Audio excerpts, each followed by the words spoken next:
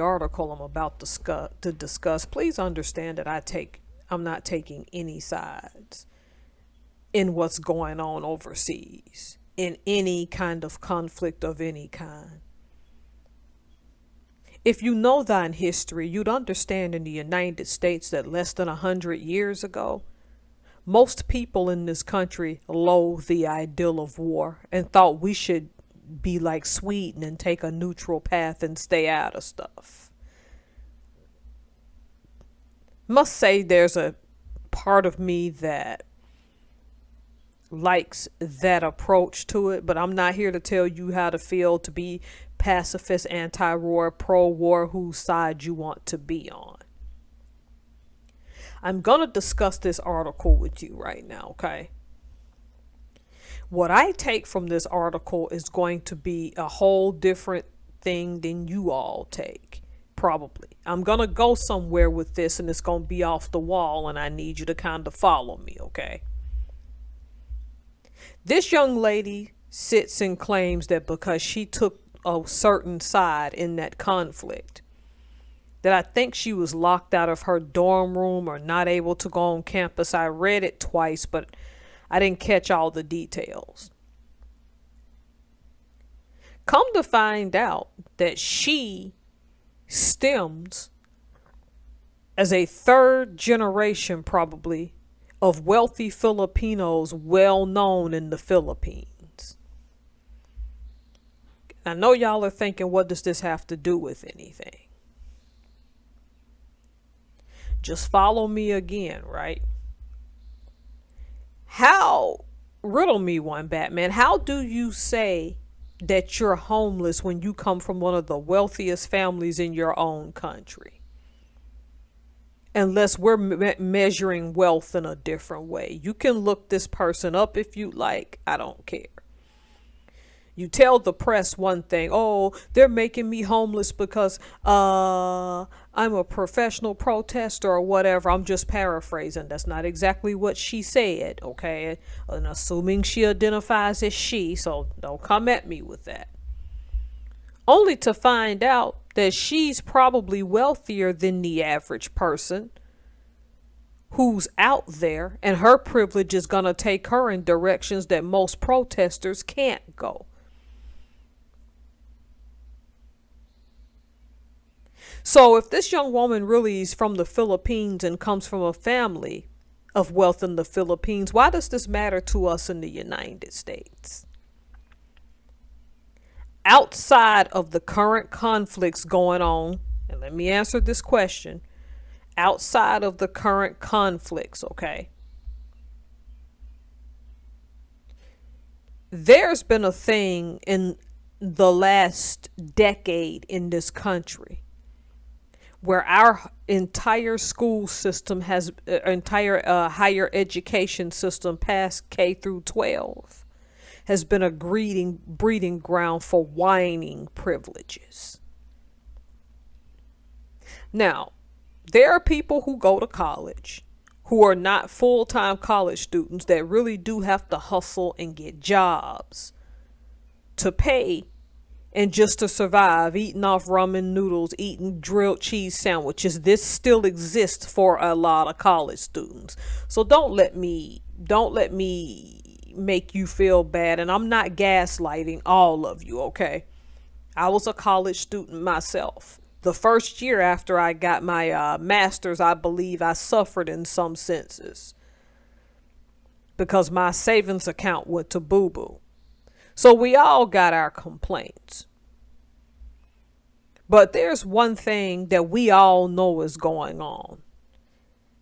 Whether you're American born or an international student, United States universities for the most part have become breeding grounds for whining privileges.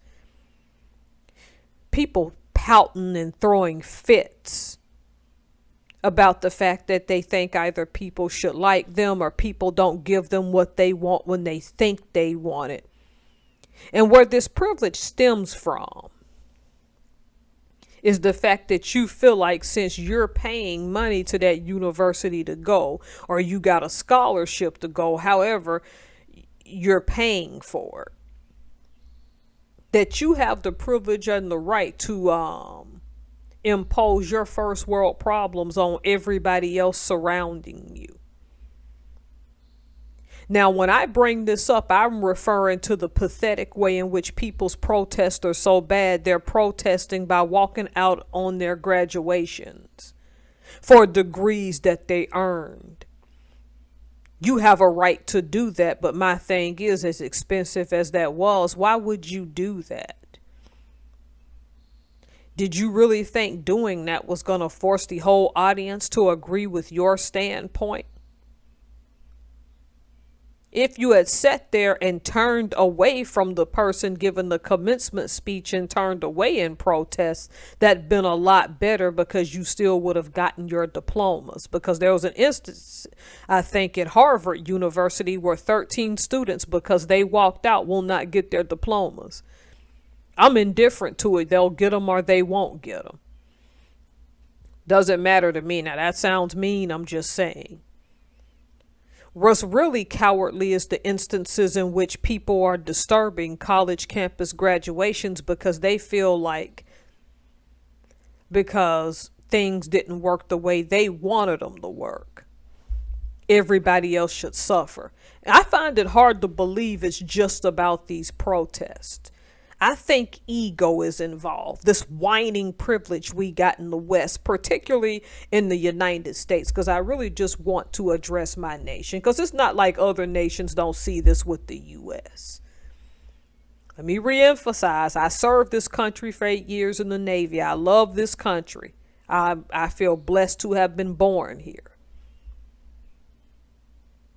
But we've allowed for a while a certain privilege of whining. And see, I blame these baby boomer freaking professors, because a majority of them grew up under hard working, dedicated parents who didn't raise them this way. And they're rebelling and they're babysitting and coddling these young people, knowing full well that the real world is not going to coddle their whining. This is why I told people to read Ben Sass's book, The Vanishing American Adult. It'll change your whole life.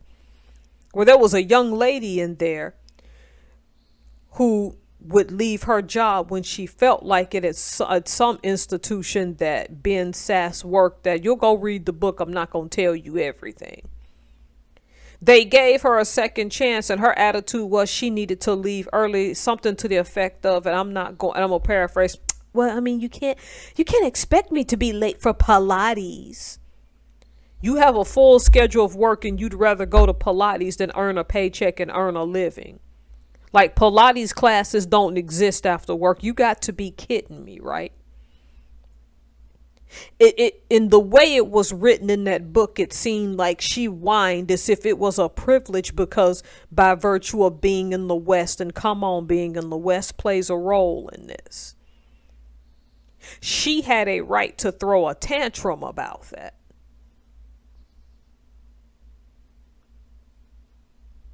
The worst part of all of this is that these professors are selling these kids up the creek because you're acting like kids, so that's what I'm going to call you.